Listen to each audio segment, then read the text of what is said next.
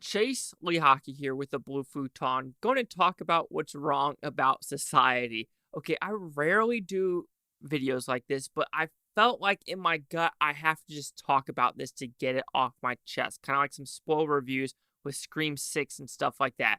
With this one, we're going to talk about Sound of Freedom and why people are making this a political movie. It doesn't need to be whatsoever. So a quick synopsis of Sound of Freedom and how it got this far. Apparently, this was made in 2018 by Fox International. At that time, Disney bought Fox. So now, at that point, Disney has all of Fox's debts, all of Fox's movies they have created. For example, Barbarian, I think, was one of them that was kind of in that hiatus as well, but kind of got released. Sound of Freedom was one that Disney did not want to release whatsoever. And even the producer at this time, I think, got to Amazon, went to Netflix, went to other producers and other studios, and everyone declined.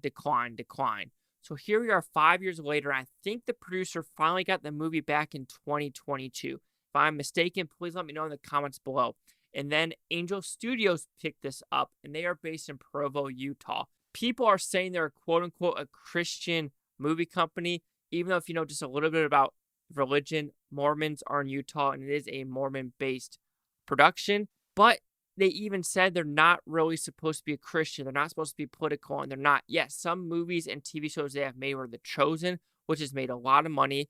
His Only Son, I've tried seeing both of those. I think one more, if I'm not mistaken, and now Sound of Freedom.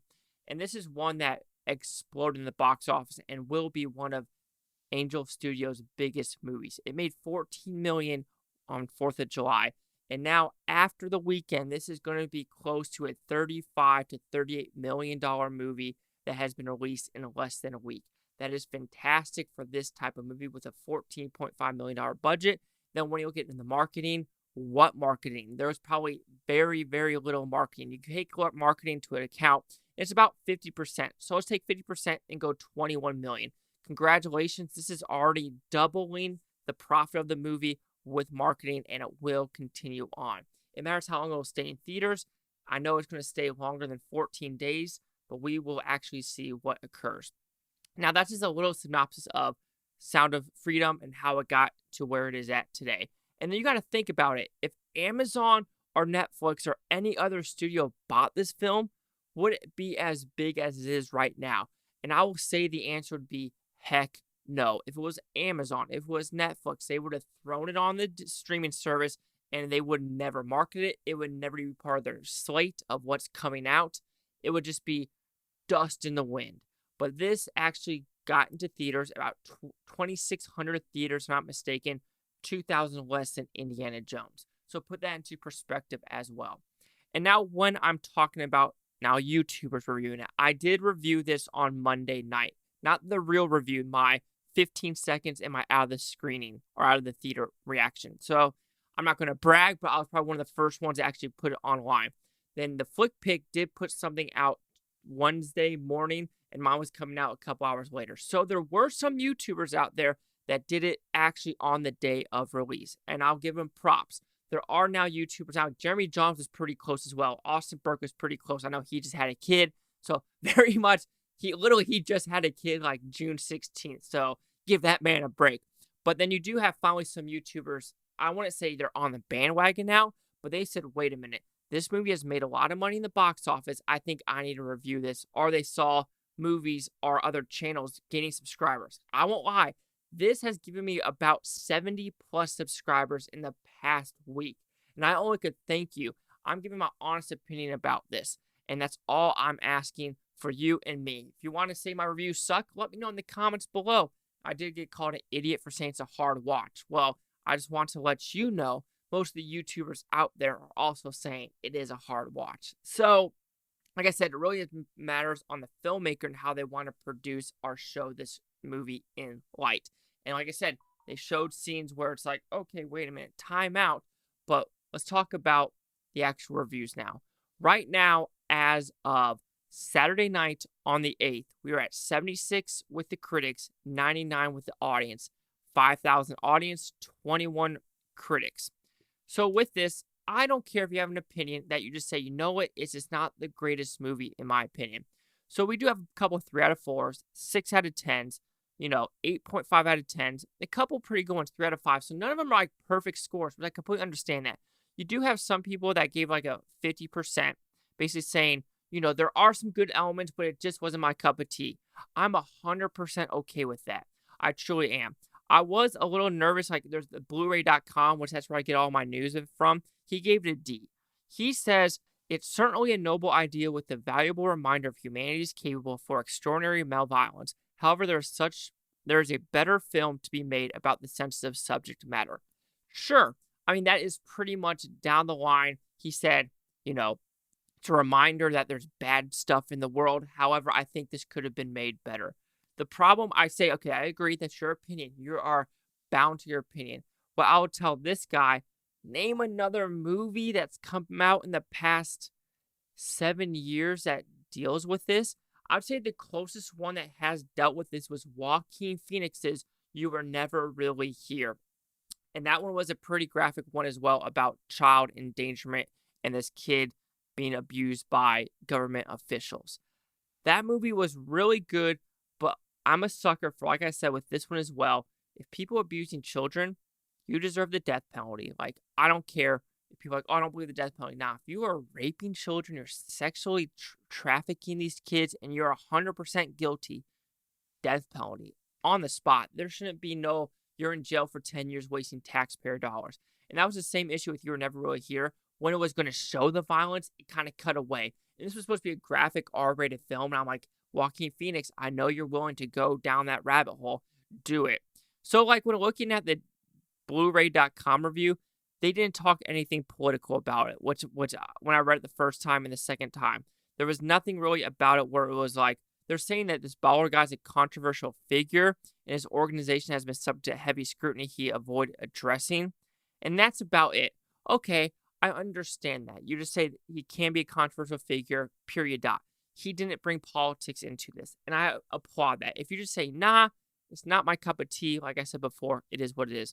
We do have one person giving a Movie Nation a 1.5 out of 4, saying the villainous characters are I don't know that word, but I didn't buy any of the performances, and the Sound of Freedom's pacing struggles left me cold. I was never expecting emotional moments. Perfectly fine. It is not your type of movie. The pacing wasn't for your liking. Completely agree. Which I do find fascinating is most of the top critics hating this movie, and then the normal YouTubers and normal critics are saying this is a movie to watch. So I do also find that really fascinating and really freaking odd. And then we have Roger Ebert, a solemn, drawn-out bore. Sure, he gave it a 50%, so that's not nothing like horrible. He just said, you know what, I was bored with this movie. Sure. It's the Rolling Stones and the Jezebels of this world, which I just find it audacious. There's no reason to make this political. Rolling Stones. To know thousands of adults will absorb Sound of Freedom, this vigilante fever dream, and come away thinking themselves better informed on a hidden civilized crisis. Well, it's profoundly depressing. Worse still, they want to spread the word. Jezebel kind of said the same thing of like, oh, you're being sex trafficked? Why would you expose that? It's like, these people hate us. I'm just saying us as a general. I'm not saying political right or left. That's the thing. These people hate the world. They want to poke the bear. They want to have us fight each other. That's what I'm trying to get at. I wish I could bring up this Rolling Stone article. I had it up at one time, but then all of a sudden they're like, paywall, you need to pay for this. And this is one thing I will never, ever pay for. I will never pay for Rolling Stones. They are the disgusting people. Plus their tagline, the QAnon-tinged thriller about child trafficking is designed to appeal to the conscience of a conspiracy-aided boomer. How is sex trafficking of kids QAnon? They show real-life footage of the raid. They show real-life footage of people getting kidnapped on these streets. I don't understand how it's conspiracy theory when there's real footage of they rescued 120 kids. I'll give Austin Burke, I watched this thing where he actually volunteered and did work for these children. It is not a conspiracy theory if it is true. And that's what I get. And they literally called it for the brain worm. See, you can't look how many ads are on Rolling Stones. This is how audacious they are and preposterous. They expect you to. I actually got the Rolling Stones article pulled up. For example, it says Sound of Freedom as a documentary rather than delusion by formatting morale panic for years over this grossly exaggerated epidemic of children sex trafficking. Grossly exaggerated. What is too much for Rolling Stones? Is 2 million too much? Is 4 million too much? Is 1 million too much? What are you freaking talking about? Grossly exaggerated epidemic of child sex trafficking, much of a funneling people into conspiracy theory rabbit holes and QAnon communities.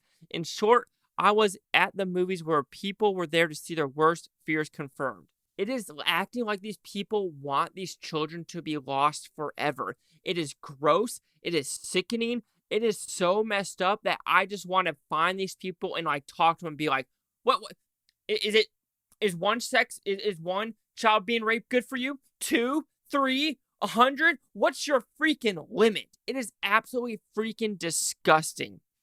Let's continue on. It's they even say God's children are not for sale. There's nothing faith-based about that. There are plenty of movies across the spectrum that kind of say taglines that. Even Jeremy John is no, that's a badass tagline. Period. Die. It's gross what some of these people are saying about this. If I can find another one. Then you have Caviezel, bleach blonde to match Ballard's bluff clean-cut Mormon profile. Okay, that's what he looks like in real life. Do you have a problem with how Mormons look? Are you... I just don't understand some of these people's thinking. There is no way. And it says right here, the actor has taken to repeat the most grotesque falsehoods of QAnon. Among them are traffickers are harvesting child organs and extracting the chemical compounds of their brains before murdering them. Organ trafficking is occurring. There are plenty of movies now and abroad. There are plenty of Korean, Vietnam movies, China movies about organ trafficking. It's a true thing. Even I just watched a movie called Play Dead about organ trafficking. I don't understand these people. It's doing a quick Google search, quick research that organ trafficking does occur.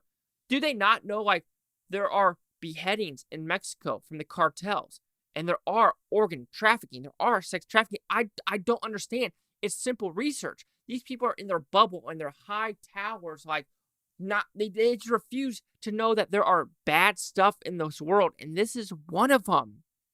Another one, but the mainstream accessibility makes it valuable as a recruitment tool, much as the generic Save the Children campaign provided by gateway to far-right conspiracy theories about a secret cabal of evil elites conducting blood rituals.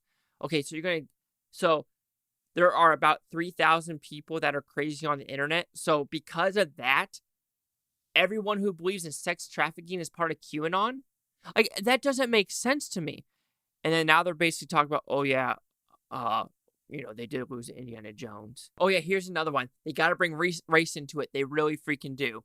Meaning it will surely do no good to point out Sound of Freedom's hackneyed white savior narrative or its wildly immature assumption that abused and traumatized children go right back to normal once the bad guys are in handcuffs. They didn't. Did you not see the freaking movie? Okay, with this narrative, right?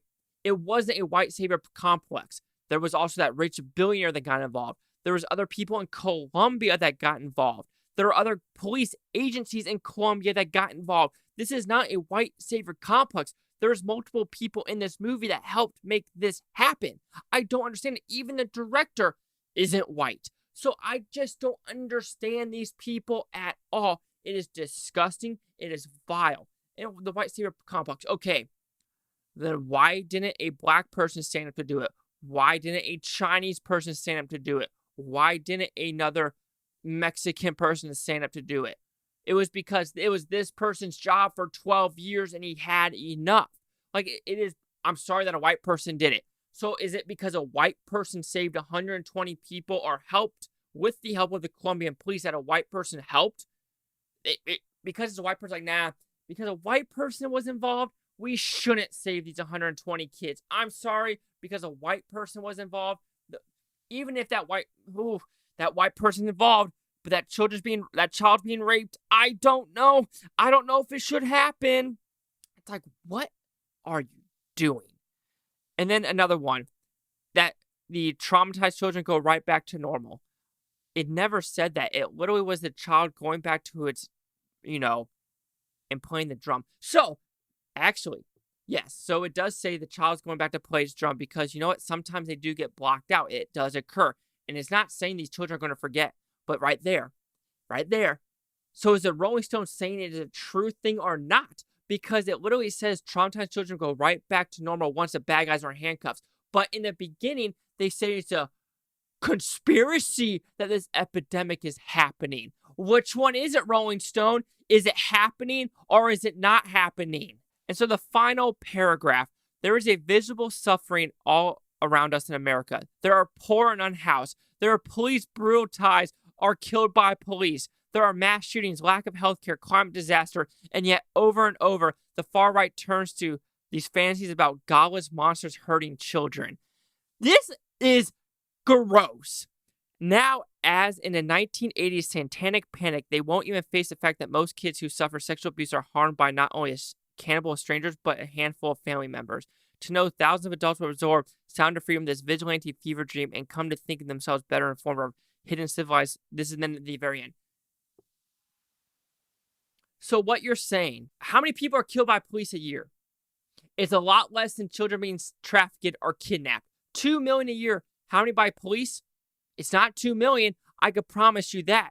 There's more gang violence than police killing. Okay? Like, it's lack of health care. What do you mean? Our healthcare system, actually, if you actually research it, it's not as bad as, but it's free over here. But why do people keep coming to America to get this health care? It's just climate disaster. What climate disaster? I'm sorry. If there was a climate disaster, there would be not these rich people living on the coast of California. It doesn't make sense. And if you really want to talk about climate, please go to India. Please go to China and tell them they're doing wrong. But you won't. You want to do it where it's safe and sound, where the white people are around. So stuff like this absolutely disgusts me.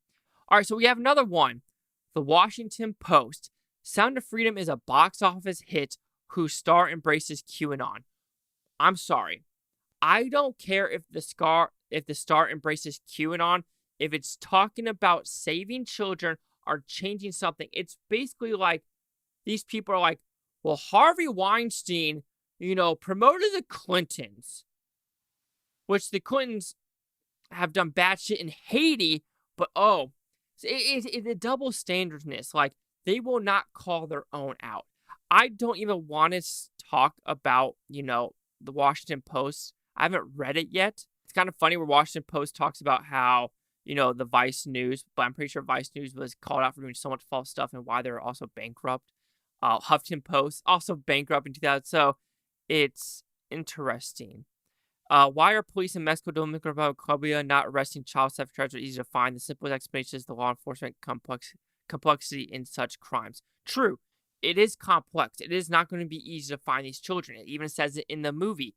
They could be in Bangkok. They could be in Moscow. They could be in LA. These children are sometimes lost forever. Do you not see these missing children campaigns on milk cartons that used to be there?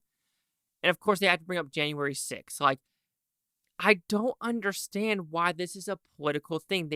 They are shocked that this movie is making as much as it is, so they're trying to downplay it.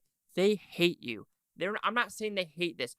This shouldn't be political, and they're making it political. The movie wasn't political at all. It isn't. It takes a subject and tries to put light to it. Hey, watch out. If you see this child might be kidnapped. You might want to do something about it. Or a person getting raped in the Philadelphia subway system. No one does nothing about it. Or this, transgender dude that just did something in Philadelphia with the shootings. Where did that go? The non-binary Colorado shooting. Where did that go? The Catholic school shooting with a transgender. Where did that talk about? It's just, it's disgusting. At least Washington Post does say that it is a huge showing for a movie, so they're actually willing to say that. Origins and funds, they go to the origins and funds. Uh, so I'm not saying the Washington Post one is a horrible one, but I'm just saying they are bringing stuff that really don't need to be brought up. Of course, they can bring it up about whole QAnon. They're just so fixated by it, and they're fixated by that January 6th. They're fixated by that, but the Summer of Love, they're not. And finally, Jezebel, I actually found it. I'm talking about it. Sound of Freedom is an anti-child trafficking fantasy for QAnon.